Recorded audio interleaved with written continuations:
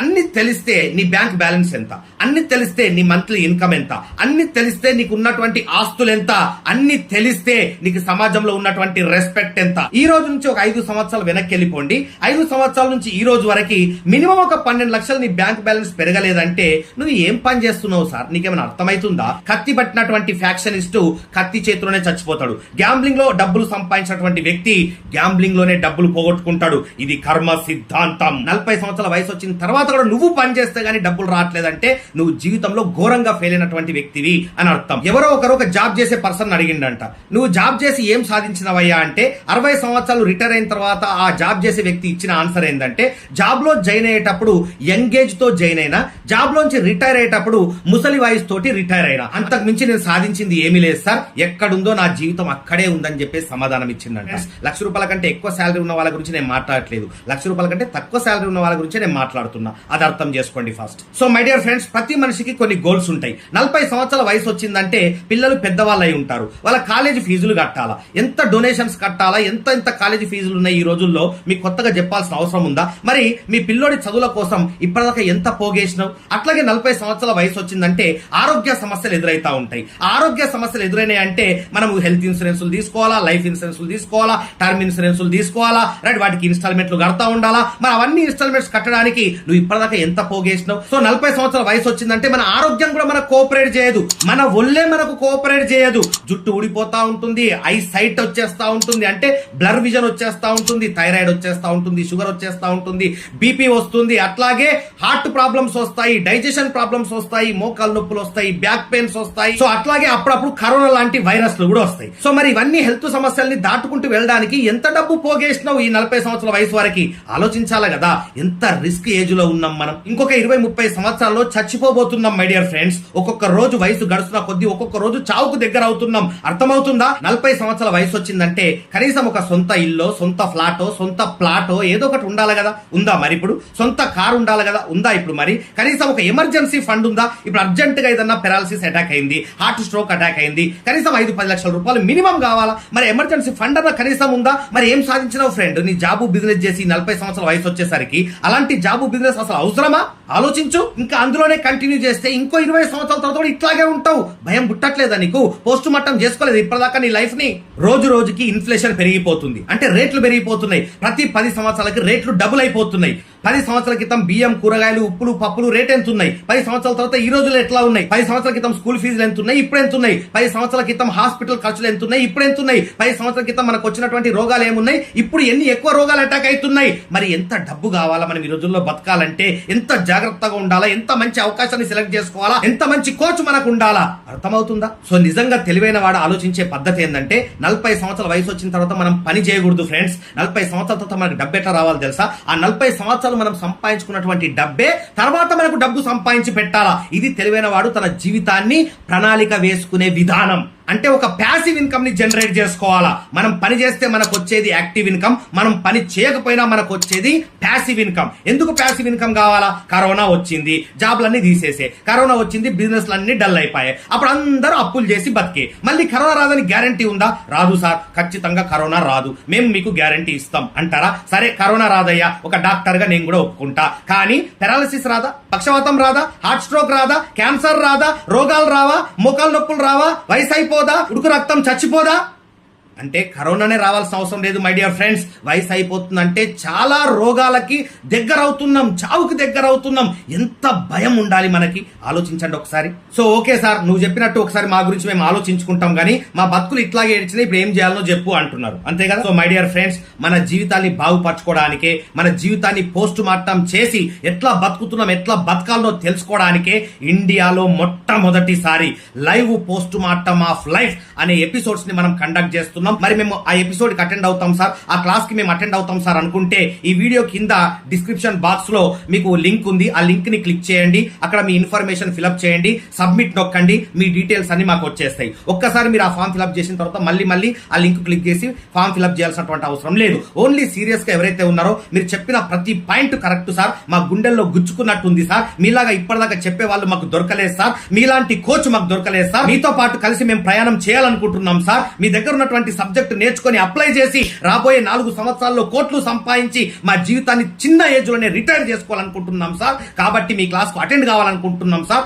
అనుకునే సీరియస్నెస్ ఉన్న వాళ్ళు మాత్రమే ఈ కింద డిస్క్రిప్షన్ బాక్స్ లో లింక్ క్లిక్ చేసి రిజిస్టర్ చేసుకోండి. ఇది ఫ్రీ రిజిస్ట్రేషన్ అండి, ఎలాంటి డబ్బులు తీసుకోవట్లేదు. కొన్ని కోట్ల రూపాయలు సంపాదించేసుకున్నాం మేము. ఆ అనుభవాన్ని కొంతమందికి ఇస్తే కొన్ని జీవితాన్ని బాగుపరిచినట్టు ఉంటది అనే ఒక సదుద్దేశంతో నాన్ కమర్షియల్ ప్రోగ్రామ్ గా ₹1 తీసుకోకుండా జనాలకు సేవ చేసి వాళ్ళకు కోచింగ్ ఇచ్చి వాళ్ళ జీవితాన్ని బాగుపరచాలి అనే ఒక సదుద్దేశంతో ఈ live post mortem of life అనే ఎపిసోడ్స్ ని నేను స్టార్ట్ చేయడం జరిగింది. ఎంత మంచి రెస్పాన్స్ వచ్చిందో, అది విన్న వాళ్ళు, అటెండ్ అయిన వాళ్ళు నా యూట్యూబ్ ఛానల్లో మీకు వీడియోస్ ఉన్నాయి, ఆ రెస్పాన్స్ చూడండి. వాళ్ళు ఎంత హ్యాపీగా ఫీల్ అవుతున్నారు నా లైవ్ పోస్ట్ మార్టం క్లాసులు విన్న తర్వాత, వాళ్ళు ఎంత జీవితాన్ని మార్చుకున్నారో ఒక్కసారి ఆ రెస్పాన్స్ ఫీడ్బ్యాక్ మీరు చూడండి. ఫీడ్బ్యాక్ వీడియోస్ నా యూట్యూబ్ ఛానల్లో నేను పెట్టడం జరిగింది, చూడండి, మీకు అర్థమవుతుంది. సో ఎవరైతే లింక్ ని క్లిక్ చేసి ఫ్రీగా రిజిస్టర్ చేసుకున్నారో వాళ్ళ డీటెయిల్స్ మా దగ్గరకు వచ్చేస్తే వాళ్ళకి సెపరేట్ గా మేము live post mortem of life అనే ఒక గ్రూప్ ని క్రియేట్ చేస్తాం. ఆ గ్రూప్ లో ఒక 3-4 రోజుల ముందు ఈ ప్రోగ్రామ్ ఎప్పుడు ఉంటుంది, ఎన్ని గంటలకు ఉంటుందని చెప్పేసి ఆ గ్రూప్ లో మీకు తెలియజేస్తాం. సో అంత బాగానే చెప్పినావు సార్, కానీ నీ గురించి చెప్పడం మర్చిపోయినాం అనుకుంటుండొచ్చు.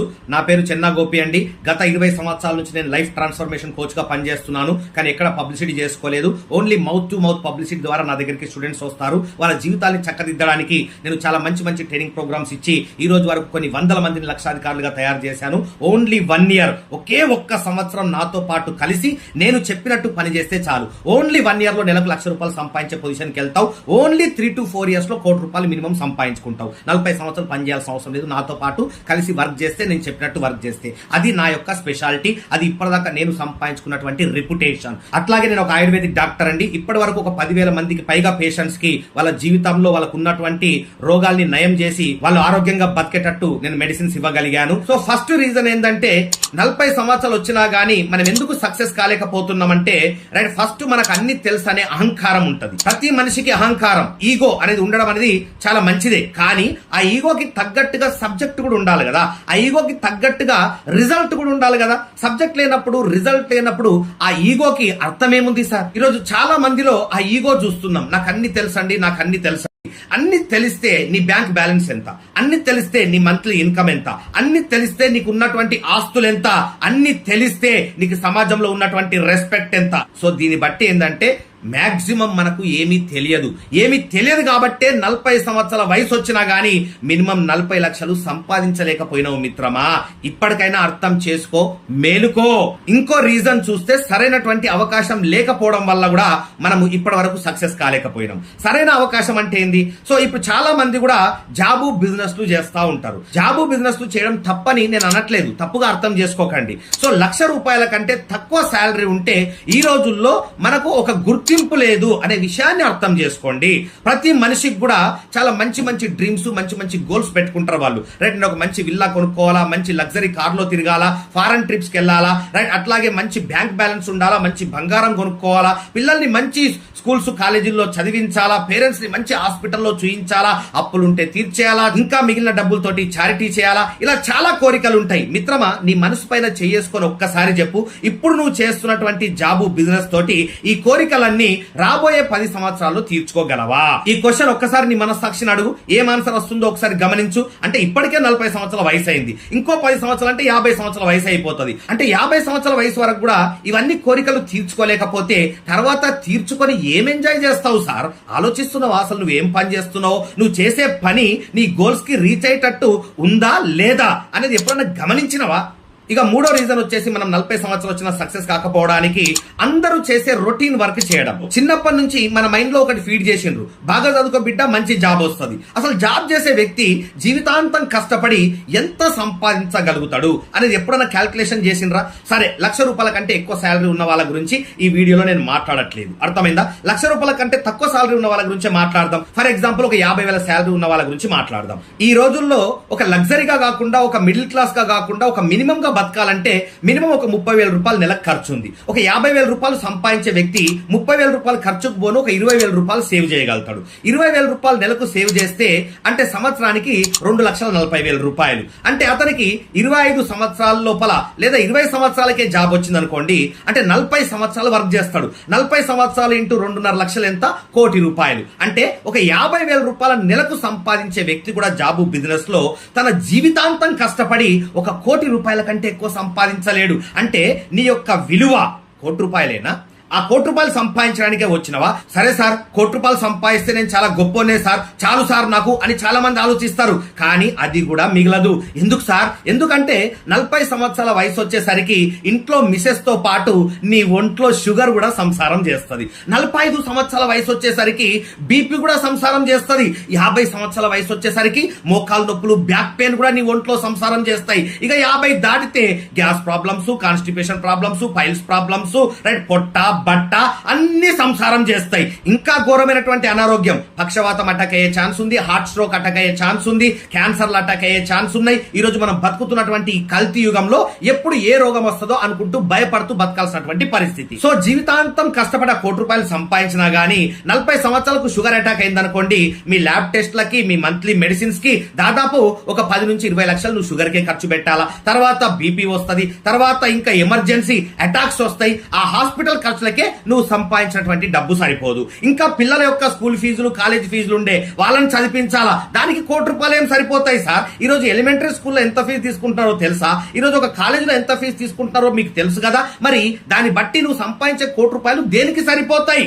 ఆలోచించిండ్రా ఎప్పుడన్నా?